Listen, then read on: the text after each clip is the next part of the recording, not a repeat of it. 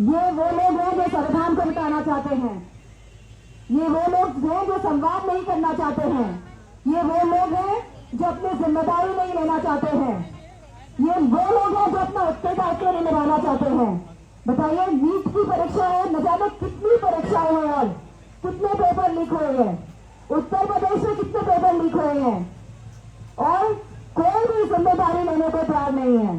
कोई भी इनका सांसद एक शब्द बोलने को तैयार नहीं है। और मैं सोनम वांगचुक से एक बात और कहना चाहूंगी, ये लोग अहिंसा को नहीं मानते हैं, ये लोग सत्याग्रह को नहीं मानते हैं, ये लोग महात्मा गांधी जी के आदर्शों को नहीं मानते हैं, क्योंकि इन्हीं लोगों ने महात्मा गांधी को सती फंसाने का काम किया था। और ये भारतीय जनता पार्टी वाले लोग तो वो लोग हैं जो भगवान राम को भी नहीं मानते हैं, केवल नाम का प्रयोग करके सत्ता में बने रहना चाहते हैं, आपकी भावनाओं के साथ खेलकर सत्ता में बने रहना चाहते हैं। वो जो राम का नहीं है उस देश का क्या होगा। भाभी जिंदाबाद। तो मेरा सभी छात्रों से यही कहना है, क्योंकि मैं खुद एक माँ हूँ और मैं समझ सकती हूँ छात्रों का दर्द क्या है, और अखिलेश जी एक पिता है, वो भी समझ सकते हैं कि आपका दर्द क्या है, कि बच्चों की क्या एस्पिरेशंस होती हैं, उनके क्या ख्वाब होते हैं, वो कहाँ आगे बढ़ना चाहते हैं। लेकिन भारतीय जनता पार्टी वाली सरकार है वो सरकार है जिन्होंने न केवल देश को पीछे करने का काम किया, बल्कि इस देश के युवाओं को भी पीछे धकेलने का काम किया है, गड्ढे में डालने का काम किया है। और मुझे पूरा भरोसा है और मैं सभी युवाओं से कहना चाहूंगी कि 20 तारीख को, क्योंकि यहाँ से संसद तक का मार्च होगा, तो सभी युवा आए और बढ़ चढ़ के इस मार्च में हिस्सा ले, क्योंकि ये आपके हक, अधिकार और सम्मान की लड़ाई है। और इस हक, सम्मान, अधिकार की लड़ाई में अगर युवा पीछे रह जाएगा तो देश आगे कैसे बढ़ेगा। तो मैं आप सबको इन्हीं बातों के साथ अपना मत रखते हुए और सोनम वांगचुक जी से फिर से दोहराना चाहूंगी, क्योंकि राष्ट्रीय अध्यक्ष समाजवादी पार्टी ने कहा है कि आपको मजबूत होना है इस लड़ाई को लड़ने के लिए, लेकिन सोनम वांगचुक जी ने कहा है कि 20 तारीख को वो अपना अनशन समाप्त करेंगे, पार्लियामेंट की तरफ, संसद की तरफ बढ़ेंगे। तो जो युवा है वे लड़ाई बाहर लड़ेंगे और जो समाजवादी पार्टी है, और हम तो चाहेंगे सभी विपक्षी दल सामने आए, सभी विपक्षी दल सामने आए और इन छात्रों की लड़ाई में उनका सहारा बने, उनका साथ दे, उनको मजबूत करने का कार्य करें।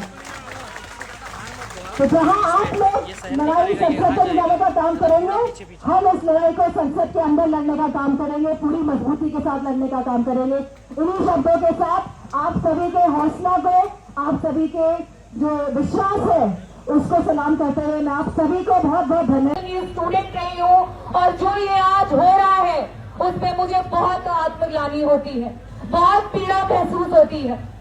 और ये सब बताने का मात्र ये एक उद्देश्य है, क्योंकि मैं भी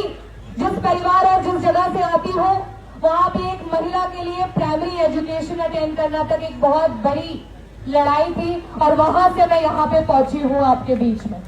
इस देश को यहाँ तक पहुंचाने के लिए हम किताबों में पढ़ते आए हैं कि बहुत सारे लोगों ने कुर्बानियां दी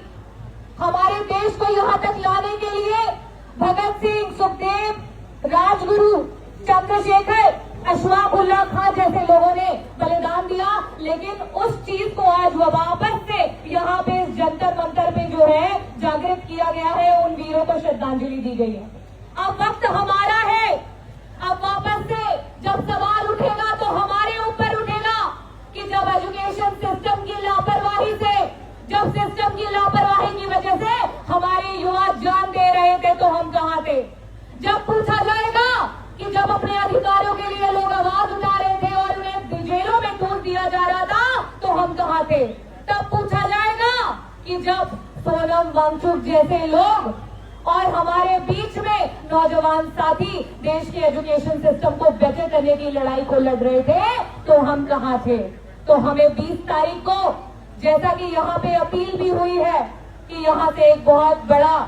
जो है मार्च वो स्टार्ट होगा, उसके लिए हर व्यक्ति को यहाँ पे आना पड़ेगा,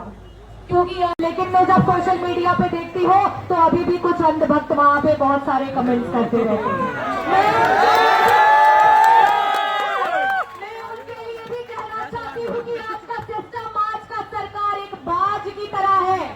और बाज पे बैठा परिंदा,